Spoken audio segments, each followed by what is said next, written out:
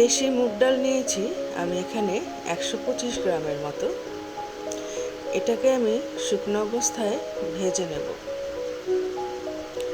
হয়তো অনেকে বুঝতে পেরেছেন এটা আমি খিচুড়ি রান্না করব, সেই জন্যই মুগ ডালটা ভেজে নিচ্ছি। আজকে আমি ভুনা খিচুড়ি রান্না করব। এর জন্য লাগবে ভেজে নেওয়া মুগ ডাল, পোলাওয়ের চাল, মসুর ডাল। তো ভুনা খিচুড়িটা রান্না করতে মুগ ডালটা অবশ্যই দিতে হয়। অনেকে আবার শুধু মসুর ডাল দিয়ে রান্না করে, কিন্তু সেটা খেতে ভালো লাগে না।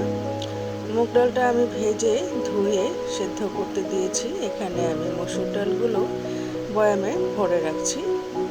ওখানে আমি পোলাওয়ের চাল আর মসুর ডাল নিয়েছি, সেটাকে ভিজিয়ে রাখছি। কড়াইতে তেল গরম করে আমি পেঁয়াজগুলো দিয়ে নিলাম। এখানে খিচুড়ির সাথে খাওয়ার জন্য আমি মুরগির মাংসটা ঝাল করে কষিয়ে নেব।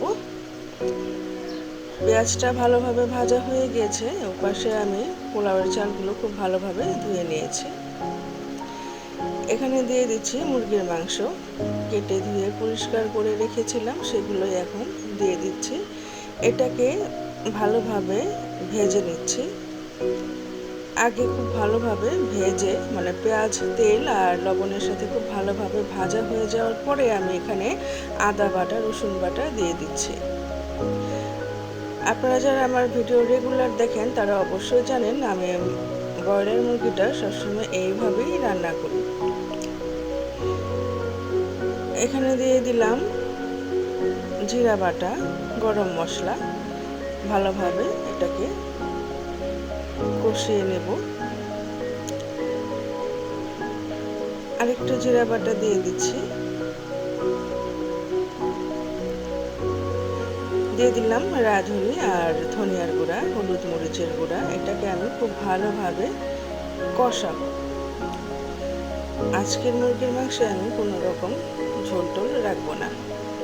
তো আসসালামু আলাইকুম, কেমন আছেন সবাই? আশা করছি ভালো আছেন, সুস্থ আছেন। আল্লাহর রহমতে আমিও ভালো আছি, সুস্থ আছি। আমার ভিডিওটি যারা দেখছেন তারা একটা লাইক করে দেবেন, সম্পূর্ণ ভিডিওটি দেখে একটা কমেন্ট করবেন, আর ভালো লেগে গেলে সাবস্ক্রাইব করে নেবেন। যারা করেছেন তাদেরকে অসংখ্য ধন্যবাদ। আমার ভিডিওটিকেও দয়া করে স্কিপ করে দেখবেন না। তো এটা কিন্তু প্রায় হয়ে এসেছে। এটা আমি যদি এখন রেস্টে রেখে দিই তাহলে এটা আরও শুকিয়ে যাবে। এটা হয়ে গিয়েছে। তো আরেকটা রান্নার জন্য আমি কড়াইতে তেল গরম করে পেঁয়াজ দিয়ে নিচ্ছি। একটু লবণ দিয়ে দিলাম। আমি ব্রয়লার মুরগি খাই না, এখানে আমার জন্য আমি একটা মুরগি কষিয়ে নিচ্ছি।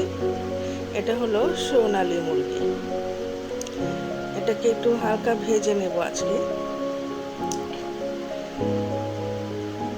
এই কষানোটা এত মজা হয়েছিল, আমি নিজেই অবাক হয়ে গিয়েছিলাম যেটা কি সত্যি আমি রান্না করেছি। আমার রান্না করা আমি যতগুলো মুরগির রেসিপি এই পর্যন্ত রান্না করেছি, এটাই সেরা ছিল।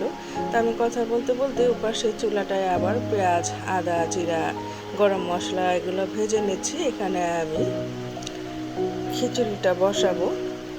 এখানে মুরগি কষিয়ে নিচ্ছি, মানে ভেজে নিয়েছি। এখন এখানে আদা বাটা, রসুন বাটা দিয়ে নিচ্ছি। জিরা বেটে রেখেছিলাম আমি, সেটা দিয়ে নিচ্ছি। ভালোভাবে কষিয়ে নেব, মানে ভাজা ভাজা করে নেব। এখানে এখন আমি পানি ব্যবহার করছি না, এখানে আগে ভালো করে কষিয়ে নেব। আমি প্রায় 24 বছর ধরে রান্না করি, তার মধ্যে আমার কাছে আমি যত রান্না করেছি এই মুরগি কষানোটা আমার কাছে খুবই ভালো লেগেছে। আপনারা একবার ট্রাই করে দেখতে পারেন, ভালো লাগবে। তো এখানে কথা বলতে বলতে খিচুড়ির চাল ডালটা আমি ভেজে নিচ্ছি, আর সেদ্ধ করে রাখা মুগ ডালটাও দিয়ে নিলাম। ভুনা খিচুড়ি রান্নার প্রসেসটা কিন্তু সম্পূর্ণ পোলাওয়ের মতো।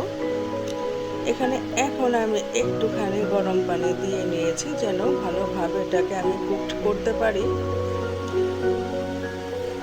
আর পাশাপাশি আমি খিচুড়িটাও সম্পূর্ণ করে নেব, সেজন্যই দুই জায়গায় বারবার ক্যামেরা ঘোরানো হচ্ছে।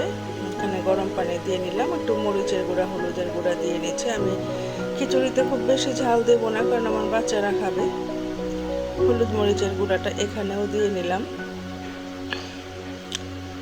এটা ছিল শুক্রবারের ভিডিও। তো এখানেও আমি দিয়ে দিচ্ছি রাঁধুনির গুঁড়া, ধনিয়ার গুঁড়া, কাঁচামরিচ দিয়ে দিলাম আমি খিচুড়িতে। এটা এখন হতে থাক, আমরা চলুন আবার মুরগিটা ভালোভাবে কষাই, মুরগির দিকে খেয়াল করি। তো যেটা বলছিলাম, আমি এত বছর ধরে রান্না করি, কিন্তু এই রকম মজা আমি কখনো পাই নাই। আমার নিজেরই বিশ্বাস হচ্ছিল না যেটা আমি নিজেই রান্না করেছি। ওখানে দেখুন আমার খিচুড়িটা হয়ে গিয়েছে। এখানে আমি সামান্য একটু ঘি দিয়ে দিচ্ছি। এটা কিন্তু সম্পূর্ণ বাবুর্চির স্টাইলে বলুন বা হোটেলের স্টাইলে বলুন, ঠিক সেই রকম হয়েছে। চলুন একটু পরিবেশন করে দেখিয়ে দিচ্ছি। আজকের ভিডিওটা এ পর্যন্তই। ভিডিওটি যারা শেষ পর্যন্ত দেখেছেন তাদেরকে অসংখ্য অসংখ্য ধন্যবাদ।